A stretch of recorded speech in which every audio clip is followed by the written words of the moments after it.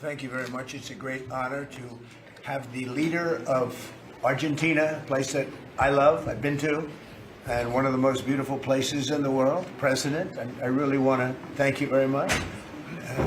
He's MAGA all the way. It's make Argentina great again. I heard about him when he was campaigning, and even before his campaign. He's a great economist, and he was saying a lot of very correct things, and he was very much in a conservative mode. And I heard all about you as you were running and even before you were running, because as a tremendously talented economist, you were getting a lot of good write-ups, and I appreciated that. But he was make Argentina great again. It worked. I actually sent him some hats for his early part of the campaign, and then he called me. He wanted a lot more, and I said, "When does it stop? When will it stop?"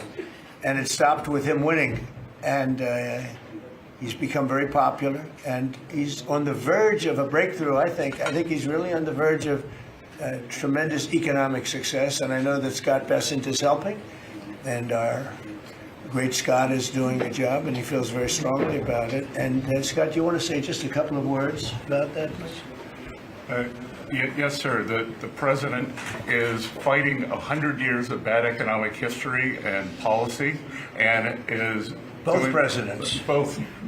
We're fighting bad. I thought he was talking about the U.S. president when he said. And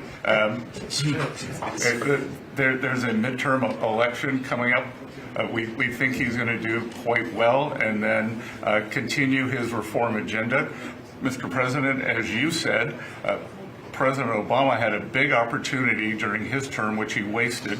Many governments in Latin America went center-right, and the U.S. ignored them. We are not going to ignore our allies. It is economic strength. We're using our economic strength to create peace, just as you've done all over the world.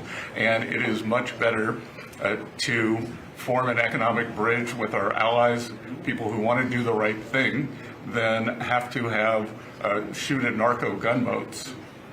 So we think that this is an opportunity for the Argentinian people, and that President Milei is the one to do it. He's got a great cabinet. He's got a great team who we've worked with over the past weeks. And the election is coming up very soon, and it's a very big election being watched by the world, because he's done an incredible job. But with that comes some pain. And they have some pain, and now they're coming out of it. And I think the victory is very important. Your poll numbers, I hear, are pretty good, but I think they'll be better after this. And, you know, our approvals are somewhat subject to who wins the election, because if a socialist, or in the case of New York City, a communist wins, you feel a lot differently about making an investment. I think, Scott, you'd feel that if somebody that had no chance, in other words, if somebody wins and has no chance of ever having a great economy because of that philosophy, you would put a halt to what we're doing. Yes, sir, and we're confident that President Milei is going to do well. We've been criticized by a couple of American Peronists, like Senator Warren. And you know, she and that's a compliment. Yeah. She has no idea what she's doing. She's a nasty, horrible senator. Go ahead. Other than that, I like her very much. Yes, and she and her protege in New York, Mandami, who I don't even think he's a Peronist. I think he's more the communist Chauvinismo. So we stand with the president and what he stands for, and the hope for the Argentinian people. And President Trump, just like you, he carries the young people. So it's hope for the future. The Argentines have made the decision to shake off 100 years of bad policy. They went from one of the richest countries in the world to a ton of debt. And I think that with the bridge the U.S. is giving them and the strong policies, that Argentina can be great again. Thank you very much. Please, go ahead, please. Muchísimas gracias por esta recepción. Me siento muy honrado, muy especialmente en este momento en el que, digamos, gracias al gran liderazgo suyo, presidente Trump, ha logrado la paz en Medio Oriente. No solo este gran logro que ha sido alcanzar la paz en Medio Oriente, sino lograr el retorno de los 20 rehenes vivos. Además, quiero también felicitar por esa labor y por entender, digamos, la amenaza que es el socialismo del siglo XXI en todo el mundo, y en especial en América Latina, la labor de Marco Rubio.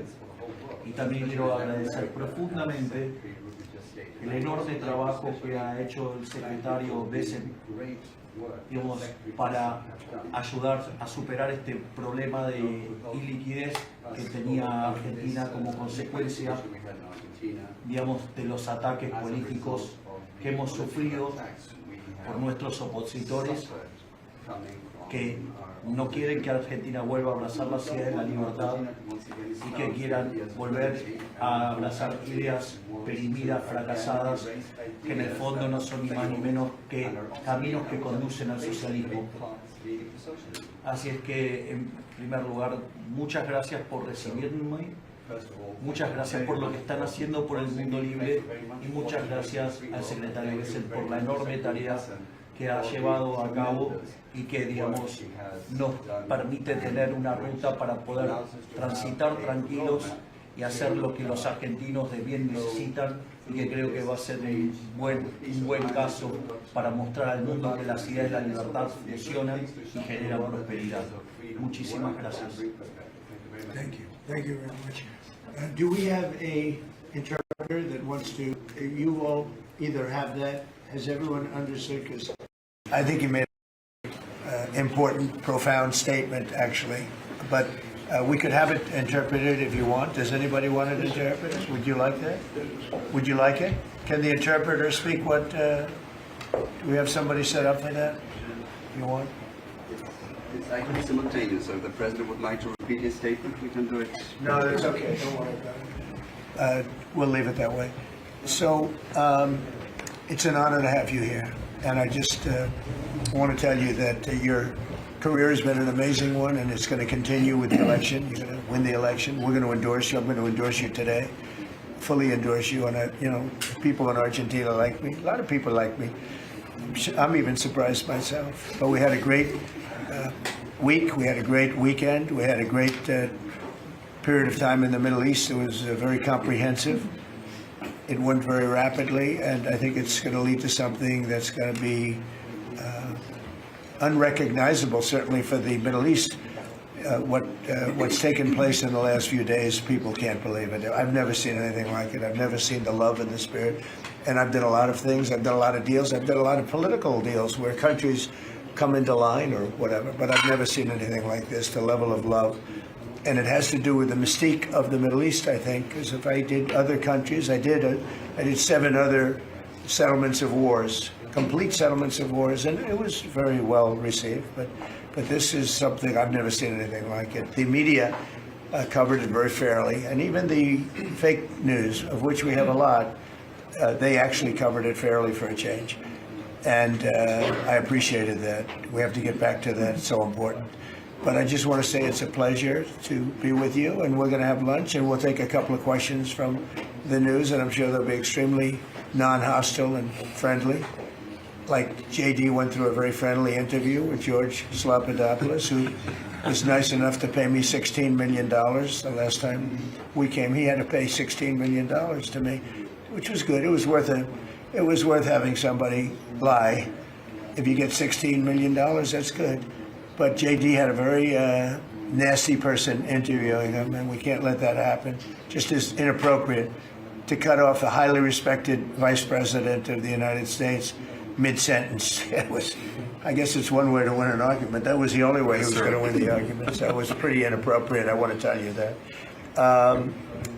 So thank you very much. Did you have something there? Yes. Oh, good. Thank you. Sí. Quería darle. I'll get it.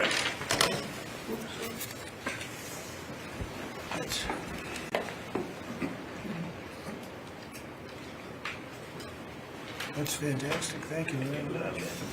And when he did this letter, Mr. President, your settlement in the Middle East wasn't done.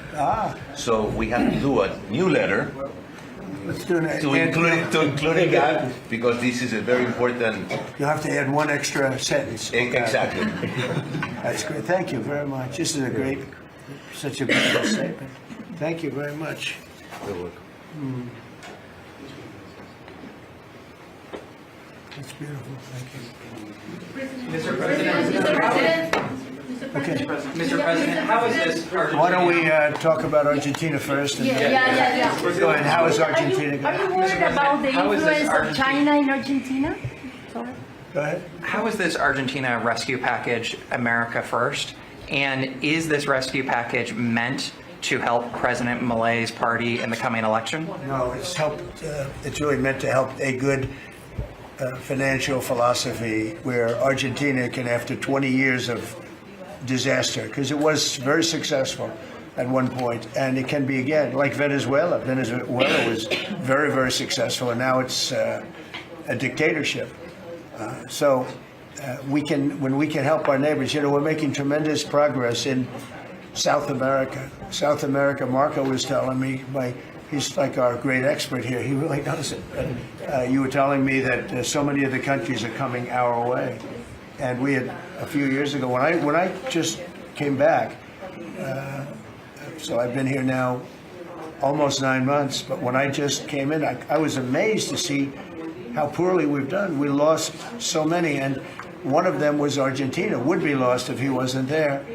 And I think he will be there because the people recognize he's done an amazing job. He took over a real mess. So did I take over a mess. I took over a mess by, the Biden group. And Obama he started it, I'll tell you. Barack Hussein Obama started it. Could you give a couple of words on South America? You were telling me so well yesterday how well we're doing. Go ahead. Well, first of all, we have now 8 or 9, 10 countries, Argentina being foremost among them, that have aligned with the United States on issue after issue in international community events all over the world. They're, in fact, these great allies like Argentina, but I can go into others, Costa Rica, I don't want to leave anybody out, El Salvador, but I think one of the more promising developments is later this month, there'll be an election in Bolivia. After 25, 30 years of anti-American hostile government, both of the candidates running in that election and the runoff election want strong and better relations with the United States, and another transformative opportunity there. But so I think this is important. This is our hemisphere. It's where we live. And having strong neighbors such as this. And great progress has been made, really. And we'll make more. Absolutely. Over the last 9 months. Really over the last 9 months. Yeah, please. Mr. President, from Argentina, Buenos Aires, do you imagine soon a free trade agreement with Argentina? Could it be possible soon? Yeah, it will be. Well, we're going to discuss some of it today, but no, we want to help Argentina, and we want to always help ourselves, but we want to help Argentina. And one of the ways we can do, they have great product. And we used to do a lot of trade, and then if you look at what the Democrats, well, they didn't know. They didn't know. Honestly, they didn't know what they were doing. But a lot of that trade disappeared, and they have great product. So we'll be trading with Argentina, and it'll be helpful to them, and it's helpful. It's good for us also. Mr. President, was China trying to draw a wedge between the U.S. and Argentina by buying soybeans from Argentina and not U.S. farmers? I would say so. And China on the port fees. China they've likes to increased draw port fees on wedges. U.S. ships, too. Yeah, sure. I mean, I guess that's natural. It's China, and it's natural, but it's not gonna mean anything in the end. Mr. President, Mr. President, from Argentina, should Argentina end the China swap and close the space base in Neuquén? I don't think you should be doing business much with. You can do some trade, but you certainly shouldn't be doing beyond that. Certainly shouldn't be doing anything having to do with the military with China. And if that's what's happening, I'd be very upset about that, yeah. And what about You the swap? understand this, guy, right? Mr. President, You do understand. Mr. President, what about the swap? Because it's so important for Argentina, the swap. Go ahead. The central bank. The American assistance is not predicated on the swap with China being closed. Any reporting to that effect is incorrect. But you said that Argentina has to expose China from your business or from your agenda, and the swap is so important for Argentina. No, I was referring more to ports, military bases, observation facilities that have been created in Argentina. than the swap, more than the swap. More than the swap. He was referring to that. Yeah, behind you, please. Yes, President, for Argentina, what's the benefit for United States in helping this way Argentina? Just helping a great philosophy take over a great country. Argentina is one of the most beautiful countries that I've ever seen. And we want to see it succeed. Very simple. I mean, we don't have to do it. It's not going to make a big difference for our country, but it will in terms of South America. If Argentina does well, you're going to have others following, and a lot of others are following. You have countries in South America that 2 years ago would have never even been thought of to go as democracies or as just countries that want to do fair and balanced trading. And now you mentioned Bolivia, but there are numerous other countries that are coming our way. And Brazil, as you know, I had a very good conversation with the president. I met him at the United Nations before I went up to speak, and then I found that I didn't have a speech because I had no teleprompter. They turned off my teleprompter purposely. They made it impossible for me. But it didn't silence me. I spoke without, and it was a good speech. It was a good speech. But no, think of that. You go into the United Nations, I'm speaking in front of 158 leaders and the whole world. And I look at my teleprompter and it's dead. They killed my teleprompter. They wouldn't let the man that operated into the booth. Can you believe that? You don't have any specific interest in economic terms for the state? I do have. No, I want to see it succeed. I think it's going to be great, and we will benefit also. But it's not that big a benefit because it's not that big a country, but it's a very important country, and it's a country that can be very successful. There are some countries that will never be successful. This is a country that has great potential if it has the right leadership, and you have the right leadership with this man right here. Okay? Mr. President, will you support dollarization?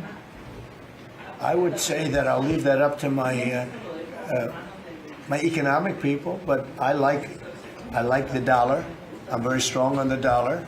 And anybody who wants to deal in dollars, they have an advantage over people that aren't. But for the most part, we're keeping it that way. I think if Biden would have, that group would have gotten elected, meaning Kamala, you wouldn't have the dollar as your currency anymore. You wouldn't have a world domination by the dollar if I didn't win this election. And now the domination, like BRICS. I told anybody who wants to be in BRICS, that's fine, but we're going to put tariffs on your nation. Everybody dropped out. They're all dropping out of BRICS. BRICS was an attack on the dollar. And I said, you want to play that game, I'm going to put tariffs on all of your product coming into the U.S. They said, like I said, we're dropping out of BRICS. And BRICS is like, they don't even talk about it anymore. Scott, you want to add to that, please? We're very happy with the current currency arrangement. Mr. President, Your ABC fake news. Mr. President, Brian, please. First of all, I congratulations. don't take questions from ABC fake news. After what you did with Stephanopoulos to the Vice President of the United States, I don't take questions from ABC fake news. Brian, go ahead. Yes, sir. First of all, congratulations on achieving peace. You are indeed the peacemaker. On a lighter... Did you ever think I was going to be called a peacemaker? Actually, I did. I saw some of the actions you were doing.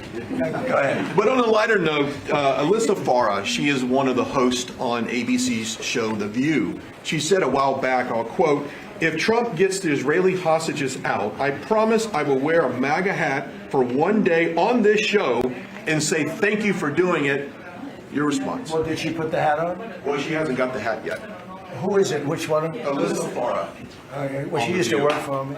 So she used to work here. I'll tell you about Alyssa. She worked here. She gave me the most beautiful letter when, the administration, the time came up, the election was rigged. I left. She gave me the most beautiful letter you've ever seen. I was a great president. What a great job. Some of the letters have been quoted. This is Alyssa, who I never thought was very outstanding. I figured she would not make it. And she didn't have a big role here either. And then we had January 6th, and she left after that or before that. But she gave me the most beautiful letters. And then even months after she left, and while we weren't here any longer, she sent another letter, glowing letter, beautiful letter. And then she got hired by The View. and they gave her a couple of bucks, and she changed her view very quickly. I never thought she'd make it. Never thought she had what it took in any way. You know what that means. But she's on The View. But it just shows what a fraud The View is, because this woman gave me letters and statements.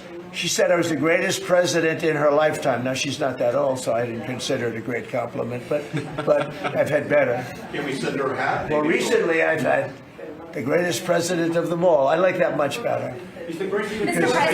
Does that include Washington and Lincoln? Yes, sir, it does. I said I like that person. So I think she's a total. I think she's a joke. Mr. President, on Gaza, how long will it take Hamas to disarm, and can you guarantee that is going to happen? Well, they're going to disarm, and because they said they were going to disarm, and if they don't disarm, we will disarm them. How will you do that? I don't have to explain that to you, but if they don't disarm, we will disarm them. They know I'm not playing games. Okay. Now, we did something monumental. We got the hostages back. That was the first thing we had to do. Above all else, get the hostages back. Now, they misrepresented because we were told they had 26, 24 of dead hostages, if we can use those terms. And it seems as though they don't have that because we're talking about a much lesser number.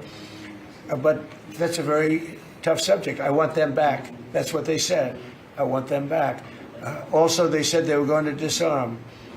And initially speaking, they needed, they did take out a couple of gangs that were very bad, very, very bad gangs, and they did take them out, and they killed a number of gang members. And that didn't bother me much, to be honest with you. That's okay. It's a couple of very bad gangs. It's no different than other countries. Like Venezuela sent their gangs into us, and we took care of those gangs. We have Washington, D.C. is one of the safest cities in the country. It was one of the worst cities in the country if you go back just a little while ago, right? Now it's safe. You can walk to work. Isn't it nice? But we have told them we want to disarm, and they will disarm. And if they don't disarm, we will disarm them. And it'll happen quickly and perhaps violently. But they will disarm. Do you understand me? Yes. You say because quickly. everyone says, oh, well, they won't disarm. They will disarm. And I spoke to Hamas, and I said, you're going to disarm, right? Yes, sir, we're going to disarm. That's what they told me. They will disarm, or we will disarm them. Got it? Okay. What is the deadline you're going to put on that? You say quickly, sir. Sir, you say quickly, but what is the deadline you're going to put on that before you take period action? of time. Pretty quickly. Mr. A President. reasonable period of time. Congratulations on the peace you achieved in the Middle East, first Thank of you all. very much. And my question is regarding Argentina. Does continue? Are you from Argentina? I'm from Argentina, yes. I like the Argentina. I like them much better than ABC. Than ABC fake news. Me too, sir. Yes, go ahead. Does continued U.S. support for Argentina depend on the results of the upcoming legislative elections and the ability of the government to pass long-lasting reforms through Congress? Well, I think if they don't do that, we're not going to be around very long. Scott, can you handle that one, please? We're confident that the president's party will and the coalition will do well in the election, and this aid is predicated on robust policies, and going back to the failed Peronist policies would cause a U.S. rethink. Thank you very much. It's a great question. It's a little like New York. You're reading in Argentina about New York. We have a problem. We have a communist who's 33 years old, doesn't know a damn thing. Practically, he's never worked a day in his life. And he sort of caught on, right? And I'm not going to send a lot of money to New York. I don't have to. The money comes all through the White House. And if they're going to be sending us stupid policies, communist policies, which is proven for thousands of years doesn't work. We don't have to prove it again. We're not going to ruin one of our great cities because we'll make that great. We will clean up the crime in about 30 days. It took 12 days to do Washington, D.C., so New York is bigger. And Chicago, we've already made a lot of progress despite fighting from the government, but Chicago's doing great. Memphis is doing really great. We have great support there from the political leaders. They said, please come in and clean up crime. And we love it. We've in 1 week, Memphis is so good. It's so much better. We'll have it within a month. We'll have that into a safe city again. And all of these cities, we want to clean them up. We don't like that opposition. But if somebody's going to be a communist mayor of New York. It's a fluke if he gets in. There are a lot of failed people that he's running against. I mean, you have inferior candidates or something, and because it's impossible to think that New York City can have a communist mayor. He's a communist. He's not a socialist, by the way. There's a big difference. He's a communist. He's down and dirty. He's a communist. He hates police. He wants to get rid of all police. I mean, how can a policeman? He hates Jewish people, and yet he's got Jewish people supporting. He hates Jewish people.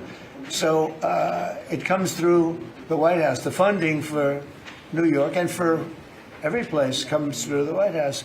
And I'm very generous, and I was always very generous with New York, even when you had opposition there, but I was always very generous.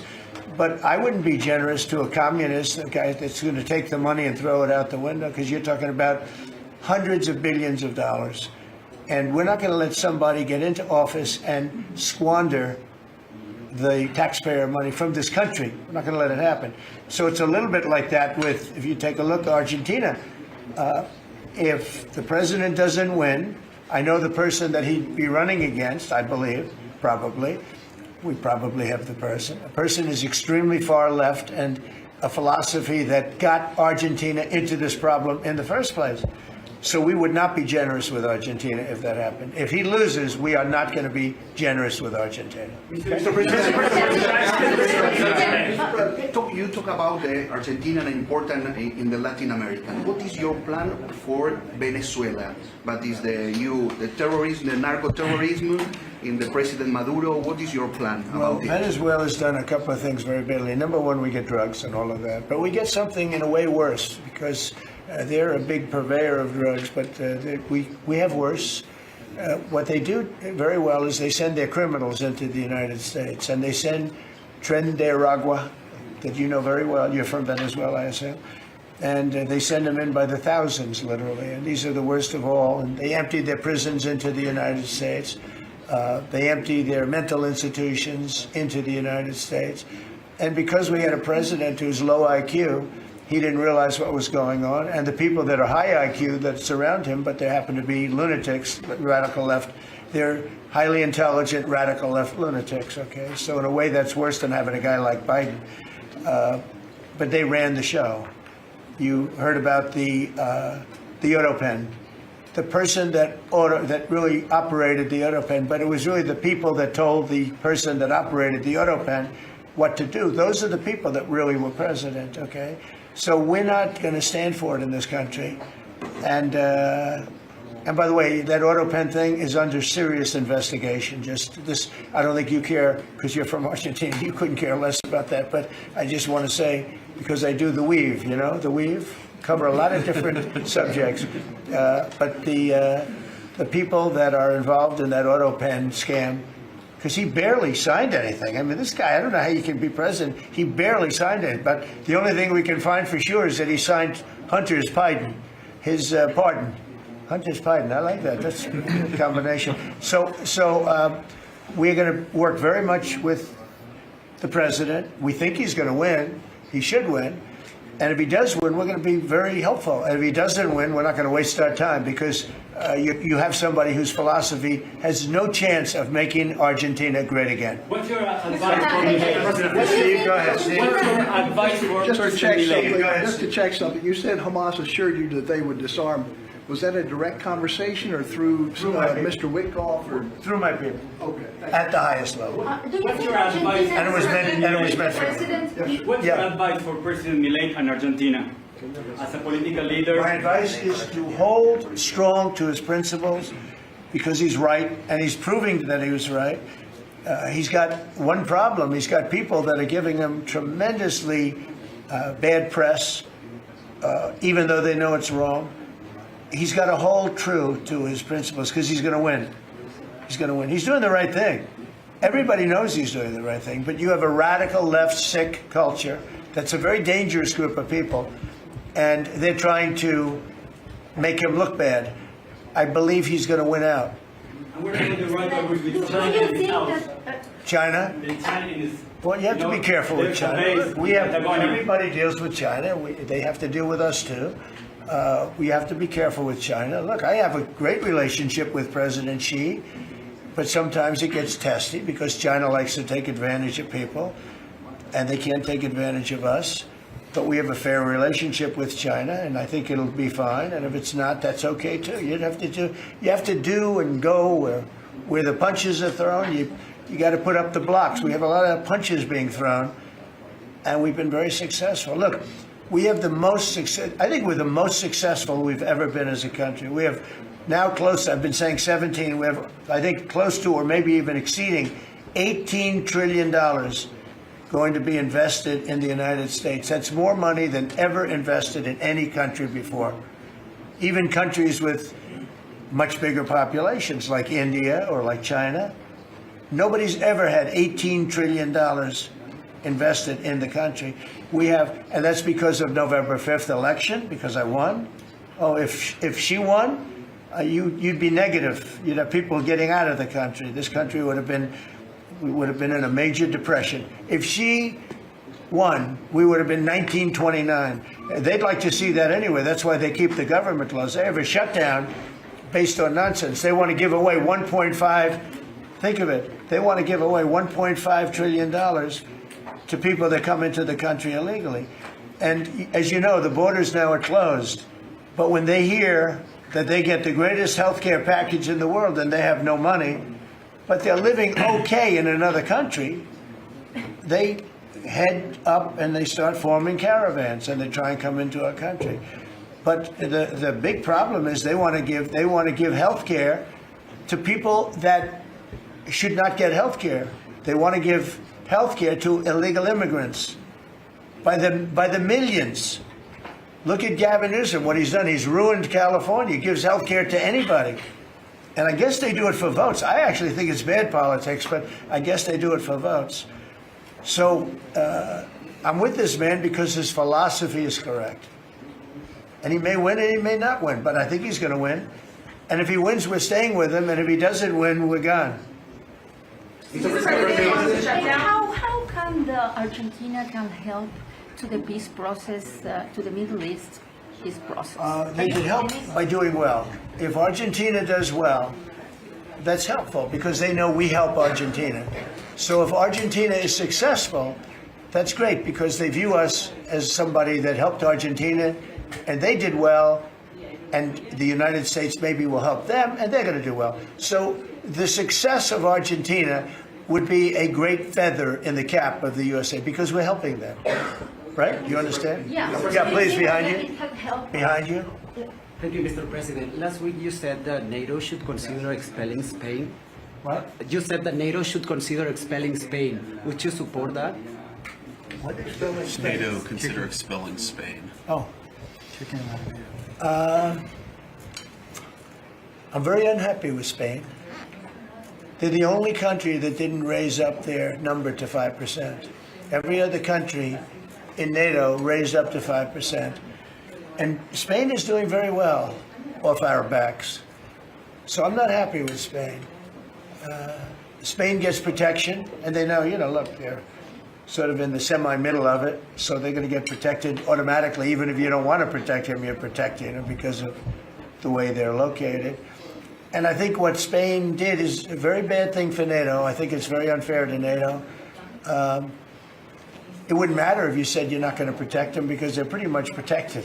What are you going to do? Go through the other countries and let's go attack Spain, right? So I think what they did is not nice. I think it's very disrespectful to NATO. In fact, I was thinking about giving them trade punishment through tariffs because of what they did. And I may do that. I think unbelievably disrespectful. Spain, the only one out of all the countries in NATO, the only one that said that is Spain. And I think I think they should be punished for that. Yes. On the government shutdown, you have the money to pay the troops on October 15th. Okay. I actually have a man who is a very wealthy person. You'll know that when I tell you this.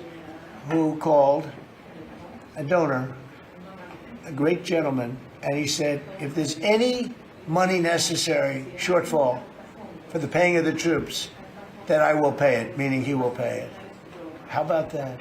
I said, look, we're not going to need it. We're going to take care of our troops. But this was a position that's being forced upon us by Democrats. And all they have to do is just sign a piece of paper saying we're going to keep it going the way it is. You know, there's nothing. It's not like it shouldn't even be an argument. They've signed it many times before. I don't want to bore you with the fact that Schumer said 100 times you should never close up government. But Schumer's a weakened politician. I mean, he's going to finish his career as a failed politician. He's a failed politician. He's allowed the radical left to take over the Democrat Party. So if they write books about that, if they write books about him, they're going to have to say that his career ended by allowing the radical left to take over the party. I mean, I won an election in a landslide because people are not into the radical left, and the Democrat Party is. People didn't want to see men playing in women's sports. They didn't want to see transgender for everybody. They didn't want to see all of the different things that they do that's so crazy. Open borders. I mean, the worst thing that he did to us, it's not inflation, because we fixed inflation. Prices are way down. I don't know if you saw that gasoline went to 58 just now. Did you see what's going on with gasoline? We track that. No, $58 a barrel. Yeah, we track that. Nobody can believe it.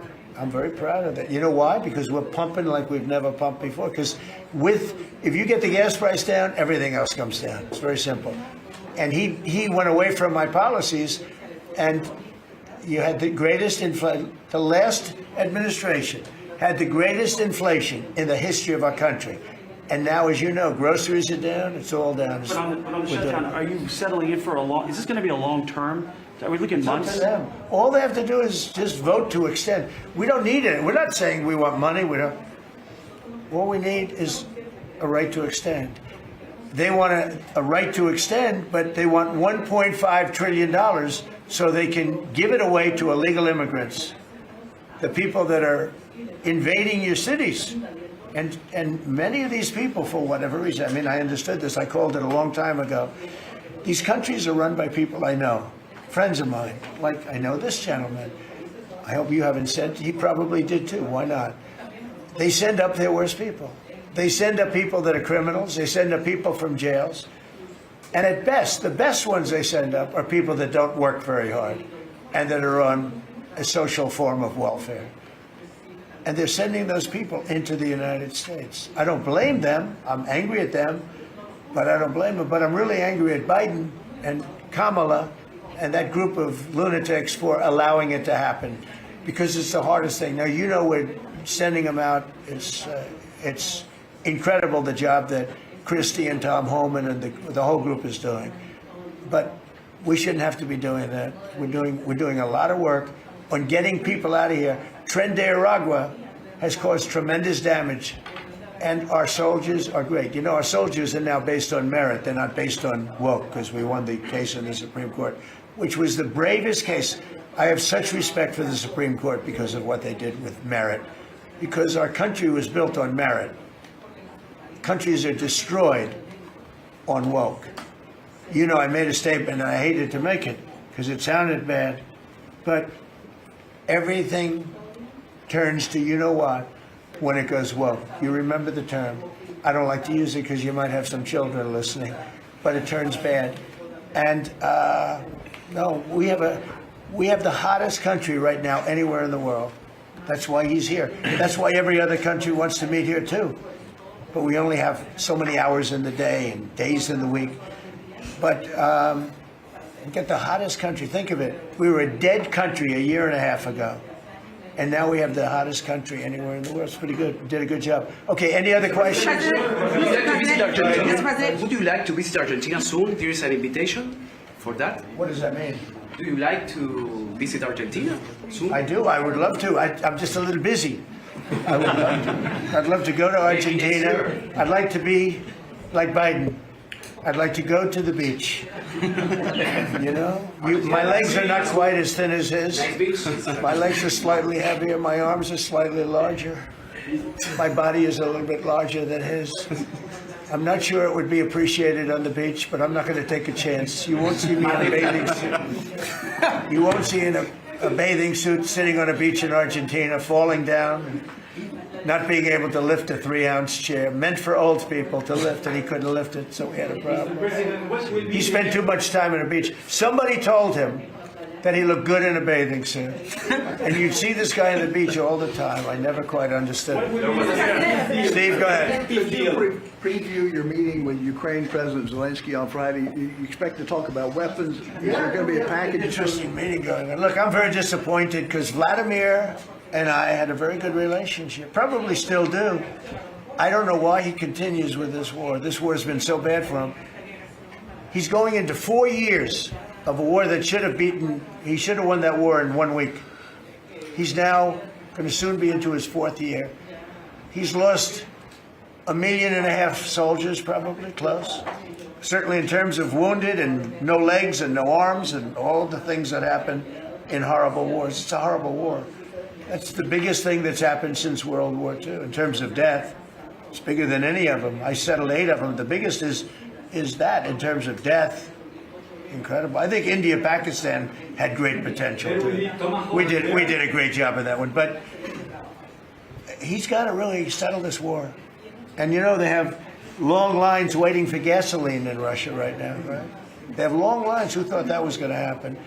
And all of a sudden his economy is going to collapse.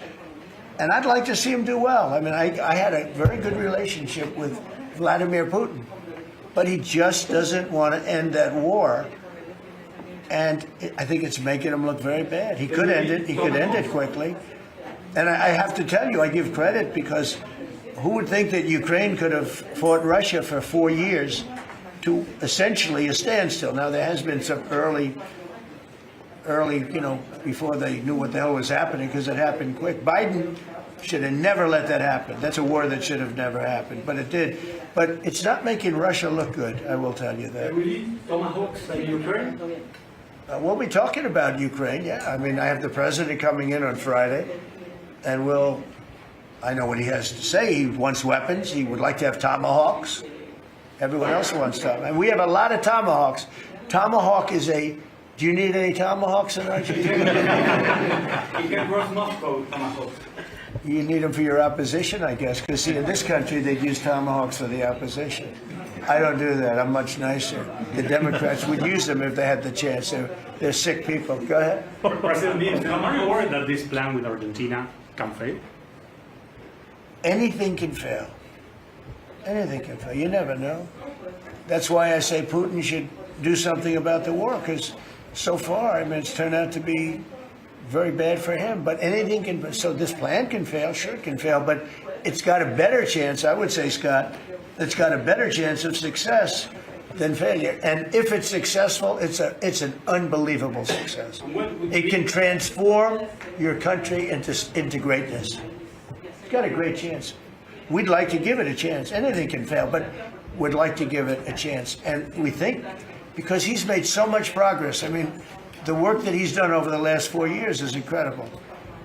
And it would be a shame to lose that progress. He's very close to having a big success. Mr. President, will you consider removing new restrictions on the press that report at the Pentagon? And have you spoken to Secretary Hegseth about this? I have, yeah. Well, he's finding, I think I can speak for him. I'll let him speak for himself, but I think he finds the press to be very disruptive in terms of world peace and maybe security for our nation. Press is very dishonest. Not you. But the press is very dishonest. You have something to say? Well, I very much appreciate the question because it was interesting to watch. We had a chance to go along on the historic trip of Middle East peace, which our generation of veterans never dreamed would be possible. So you would think that the Pentagon press corps of all press corps would be front and center across the board on wanting to give credit to the president for forging this kind of peace. And instead, what they want to talk about is a policy about them, which simply says maybe the policy should look like the White House or other military installations where you have to wear a badge that identifies that you're press, or you can't just roam anywhere you want. It used to be, Mr. President, the press could go anywhere, pretty much anywhere in the Pentagon, the most classified area in the world. Or also that if they sign on to the credentialing, they're not going to try to get soldiers to break the law by giving them classified information. So it's common sense stuff, Mr. President. We're trying to make sure national security is respected, and we're proud of the policy. You know, we have an option here. As you know, the press years ago moved into the White House. It used to be across the street. We could move them you're lucky I'm president, because we could move them very easily across the street. They used to be there. They would have more room. We have a beautiful, nice space. You could sit all by yourselves and have fun. Instead, you walk around the White House talking to anybody that can breathe. And, you know, but I find that when it comes to war, and now our great Department of War, we have some great people over there, I think it bothers me to have soldiers and even, you know, high-ranking generals walking around with you guys on their sleeve, asking them, because they can make a mistake, and a mistake can be tragic. They can do it innocently, too. They can, you know, and they're not press people. They don't really deal with the press, so they're not really necessarily good at it, although I think it's mostly instinctual one way or the other. You're either good at things or you're not. But I could see you being bothered by that. And so you have them in an area, and you treat them fairly, but they're not allowed to go into Much like the somebody's office and sit with them for 10 hours. Yes. Yeah, I can understand. Mr. President, Boston had some street takeovers that we saw. Are you going to work with or try and work with the mayor of Boston? And then they have a World Cup. They have several World Cup games. I know Argentina knows about World Cups. They have several World Cup games. Could those games move to cities that do work with you? We could take them away. I love the people of Boston. I know the games are sold out. But your mayor is not good. They're worse than her. At least she's intelligent. You know, some are extremely low IQ. Those bother me more. She's intelligent, but she's radical left. And they're taking over parts of Boston. That's a pretty big statement, right? We could get them back in about 2 seconds. All she has to do is call us. We'll go in and take them back. But she's afraid to, because she thinks it's bad politically. She could take them back, too. The Boston police are great. I mean, I know them. They love me. She'll never tell them to go after Trump, because they love me and I love them. And I got a tremendous police vote and military vote, you know, and fireman vote, all of them. No, I think she is hurting Boston. The answer is yes. If somebody is doing a bad job, and if I feel there's unsafe conditions, I would call Johnny, the head of FIFA, who's phenomenal, and I would say, let's move it to another location. And he would do that. He wouldn't love to do it, but he'd do it. Very easily he'd do it. And this is the right time to do it. If I thought Boston was doing something that was going to cause safety conditions for the World Cup, I could say the same thing for the Olympics, because, you know, we have events that are in different locations for the Olympics. It's based in LA. If I thought LA was not going to be prepared properly, I would move it to another location if I had to. On that one, I'd probably have to get a different kind of a permission, but we would do that. Gavin Newsom, he's got to get his act together, because had we not gone in at the beginning of my term, had we not gone in with a very strong, powerful force, they would have lost L.A. Now, you already lost 25,000 houses to fires. You got a big scar right in the middle of the city. And that should have never happened, because they should have had the water flowing in from the Pacific Northwest. All they had to do is open up the valves. He didn't want to do it. And he didn't want to do it. He says for environmental reasons. I don't believe that. But, you know, for some reason, he didn't want to do it. And lost 25,000. You had no water in the fire pumps. You had no water in the sprinkler systems in the ceilings. There were no houses. Normally, the things would go in. You might not have lost 2 houses. So if he doesn't play ball, we're going to have to be very tough with him. He's done a bad job. You know, just to finish off on that, so when we went in, we did a phenomenal job. We went in with great force, and that was the end of it. We put it out. We extinguished that fire, which was agitation, and it was a very dangerous position to be in. And we went and did a great job. But the chief, said we could have never done this without President Trump and without the federal government coming in. Okay, that was it. He said that. Now, 2 or 3 weeks later, he said, oh, we could have done it. But he knows he couldn't. The city was going to be taken over if I didn't go in. And you have to remember that. Los Angeles was going to be taken over. And we have it where the chief said it, I believe, numerous times. But that was as it was happening. That was a rough one. That was nasty. And if we saw a situation like that, yeah, we'd be forced to make a move. Boston better clean up their act. That's all I can say. Go ahead. One more question. Mr. President, should federal workers Yeah, please. Do you feel any urgency to end the shutdown in the next week, 2 weeks, or would you be fine if this stretches into November and then toward the holidays with folks not getting paid? Well, shutdown, we've had many, many shutdowns, and this is a shutdown that shouldn't have happened. A group of people brilliantly decided to make it after the election. I said, thank you very much. In other words, give it to Trump instead of Biden. So it shouldn't happen. And likewise, debt ceiling shouldn't have. But the great big, beautiful bill solved the debt ceiling problem for. Is there a point where you would reach out to No, all parties here's what's and happening on the shutdown, though. Honestly, can I put it in plain words for you? And you're a smart guy, so you all understand, but a lot of people don't. The Democrats are getting killed on the shutdown because we're closing up programs that are Democrat programs that we were opposed to. So we're being able, and they're never going to come back in many cases. So we're being able to do things that we were unable to do before.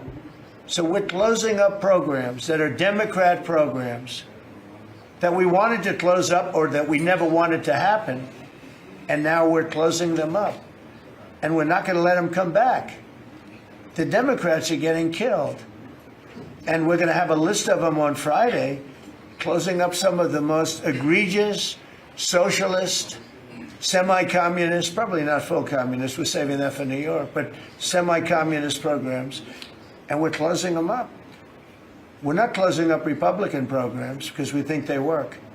So the Democrats are getting killed, but they're not telling the people about that. I say it, nobody, well, I haven't said it probably as bluntly as I just said it, but so we are closing up Democrat programs that we think that we disagree with, and they're never going to open again. Thank you very much. Thank you, everybody.